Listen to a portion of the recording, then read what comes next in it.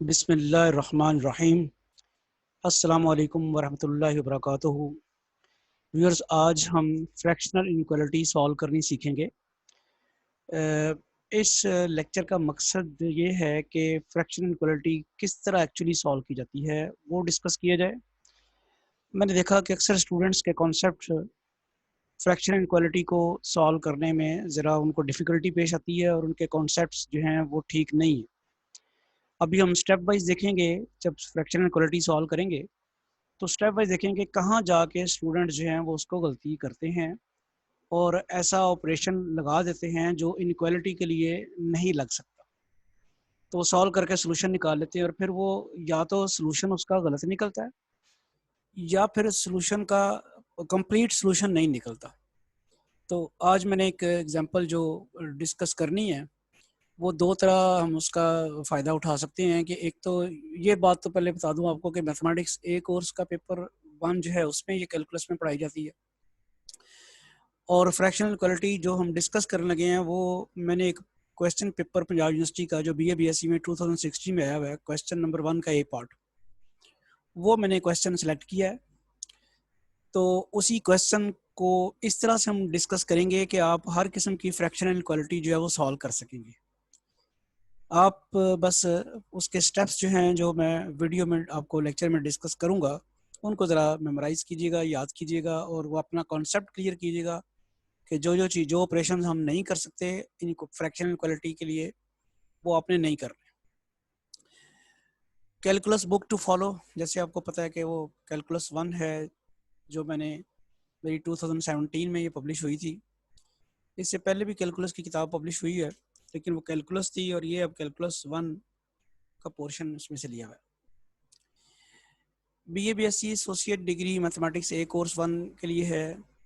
BS mathematics, physics, chemistry, statistics, IT, BS computer science, PPSC lecturer mathematics, FPSC lecturer mathematics, PPSC mathematics और CSS mathematics. Punjab university का जैसे मैंने बताया आपको BA BSc का 2016 का क्वेश्चन नंबर 1 का ए पार्ट है और इनक्वालिटी आपके सामने है fractional inequality. Solve the inequality.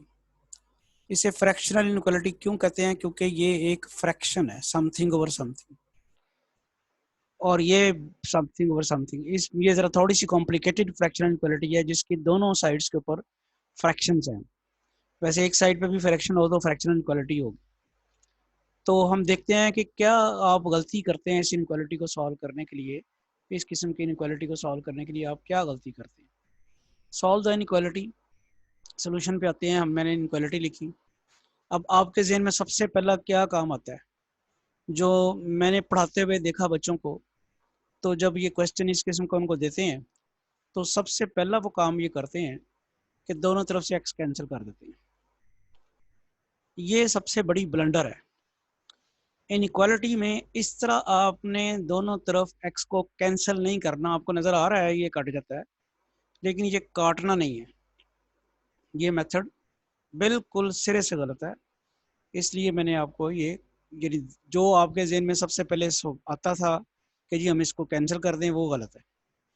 अब दूसरा क्या आपके जहन में आ सकता है कि इस इनक्वालिटी को लेके 2x over x plus 2 greater equal x over x minus 2। दूसरा जो मैंने देखा कि वो स्टेप अगर मैंने करेक्ट कराया बच्चों को ये नहीं करना, या कुछ बच्चे ये वाला स्टेप कर रहे थे जो कि गलत है और कुछ बच्चे इसकी क्रॉस मल्टीप्लिकेशन कर रहे होते हैं, 2x into x minus 2 into x plus 2। तो बिल्कुल ये भी गलत है, क्रॉस मल्टीप्लिकेशन भी नहीं करनी। इसकी रीज़न जो है वो ये है कि क्रॉस मल्टीप्लिकेशन करने का मतलब ये है कि हम x प्लस 2 और x माइनस 2 से दोनों तरफ मल्टीप्लाई कर रहे हैं। अब इनइक्वालिटी के साथ किसी चीज़ को मल्टीप्लाई उस वक्त तक नहीं कर सकते जब तक गारंटीड ना हो कि वो मल्टीप्लाई करने वाला नंबर पॉजिटिव है कि नेगेटिव है। तो अगर करना है तो फिर दो केस डिस्कस करने पड़ेंगे, वो बहुत लंबा हो जाएगा, इसलिए ये स्टेप भी नहीं करना। ये भी गलत है।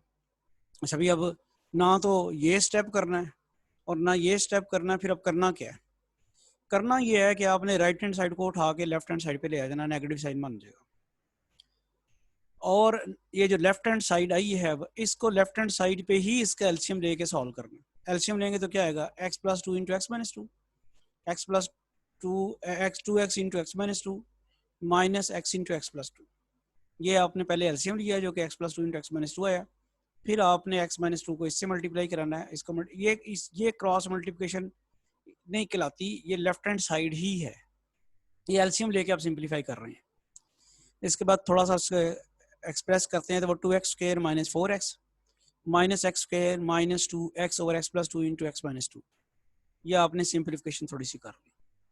ऊपर आ गया x² minus 6x over x plus two into x minus to. ये बन गई आपके पास इनइक्वालिटी। आप ऊपर x कॉमन ले सकते हैं, x into x minus to over x plus two into x minus to.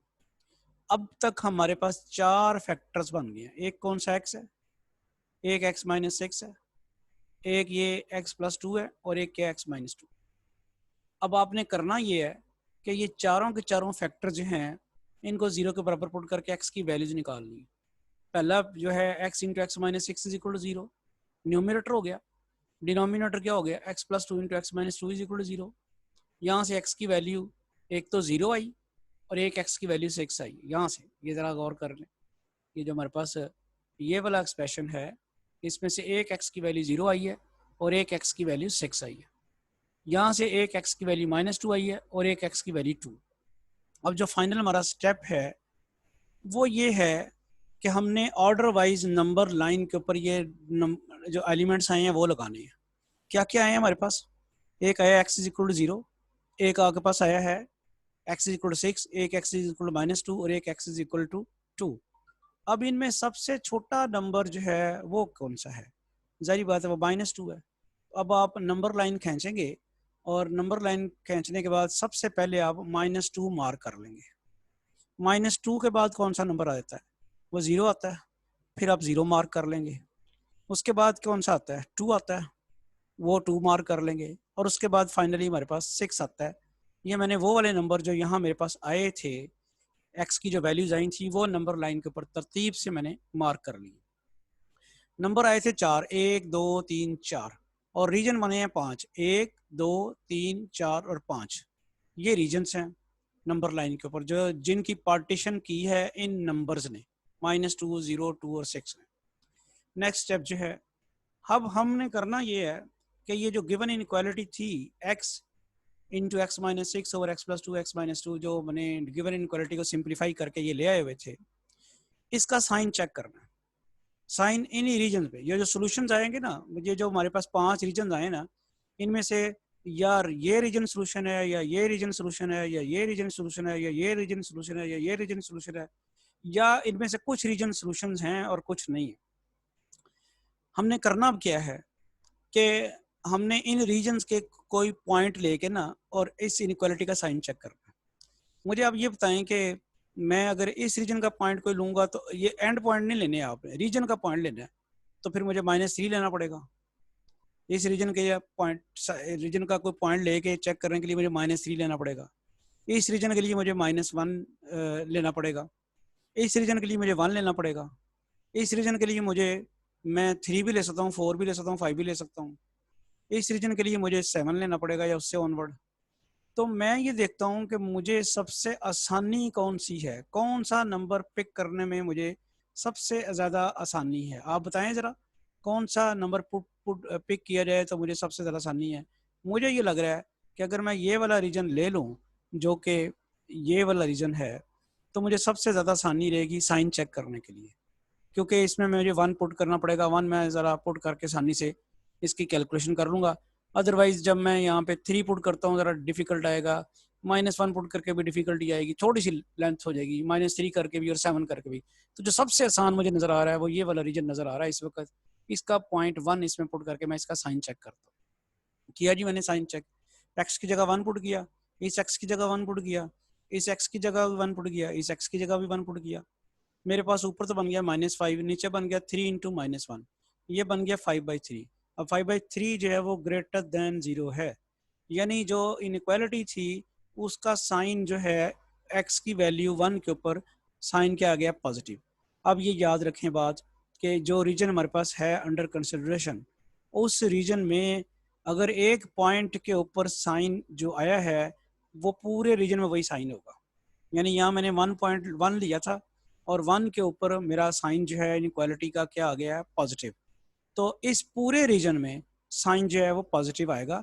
अब मैं पॉजिटिव साइन यहाँ पे लगा देता हूँ इस रीजन में। अच्छा बेटा, अब अगली बात सुने कि अब आपको ये चेक करने की ज़रूरत नहीं है कि 2 और 6 पॉइंट जो है ना यहाँ पे 3 पुट करें, तो वो आप बेशक करके देख लें। अल्टरनेटिव साइन चलते हैं हमेशा। आपने सिर्फ एक रीजन का साइन मालूम करना था, वो कर लिया।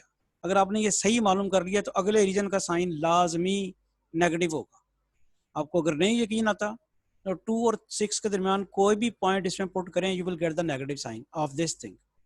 इसके बाद अगला जो है रीजन, उसका भी चेक करने की जरूरत नहीं है, उसका पॉजिटिव आएगा। मैंने जैसे भी बताया कि ऑल्टरनेटिव साइंस आएंगे। आप 7 पुट करके 8 9 10 जो भी पुट करेंगे पॉजिटिव आएगा। फिर ये जो रीजन जिसका आपने साइन मालूम किया था, इससे पिछले रीजन का साइन भी नेगेटिव होगा, उससे पिछले रीजन का साइन क्या होगा, पॉजिटिव। मैं रिपीट करता हूँ कि जब मैंने क्वेश्चन सॉल्व करना शुरू किया तो मेरे पास ये न्यूमिनेटर और डिनोमिनेटर को 0 पुट करके x की 0 वैल्यू आई है, 6 आई है, -2 आई है और 2 आई है। इन सारी वैल्यूज को मैंने यहाँ पे नंबर लाइन के ऊपर मार्क किया। नंबर लाइन के ऊपर मार्क करने के बाद मैंने रीजन जो है, मेरे पास एक रीजन ये है, एक ये है, एक ये है, एक ये है और एक ये है। इन रीजन्स के साइन चेक करने के लिए मैंने एक रीजन का इंतखाब किया है और वो रीजन जो है वो ये वाला है। इस रीजन के लिए मुझे साइन चेक करना आसान है क्योंकि यहाँ एक ऐसा नंबर पड़ा हुआ है जिसको वैल्यू पे पुट करके आसानी से चेक कर लूँगा। जब मैंने इसका साइन चेक कर लिया, मुझे अब बाकी रीजन के साइन नहीं मालूम करने, वो अल्टरनेटिव चलेंगे। यानी इसके आगे नेगेटिव होगा, उससे पीछे भी नेगेटिव होगा, उससे आगे पॉजिटिव और उससे पीछे पॉजिटिव। ओके, ये सारा जब हमने कर लिया तो उसके बाद जो है, जब हम करेंगे ये साइन मालूम करने के बाद, ये रीजन आ गया हमारे पास पॉजिटिव।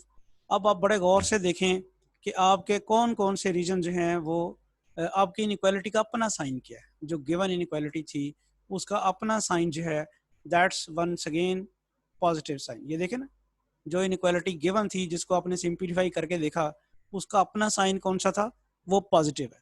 इसका मतलब ये हुआ कि हमारे जो सोल्यूशन रीजन बनेगा, रीजन्स बनेंगे, वो कौन से बनेंगे वो बता सकते हैं आप?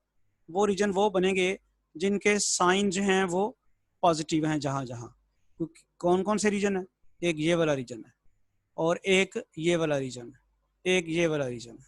ये कैसे हुआ? क्योंकि जो गिवन इनइक्वालिटी है उसका अपना साइन पॉजिटिव है, वो नेगेटिव नहीं है। ठीक है, इसलिए इसका हमारे पास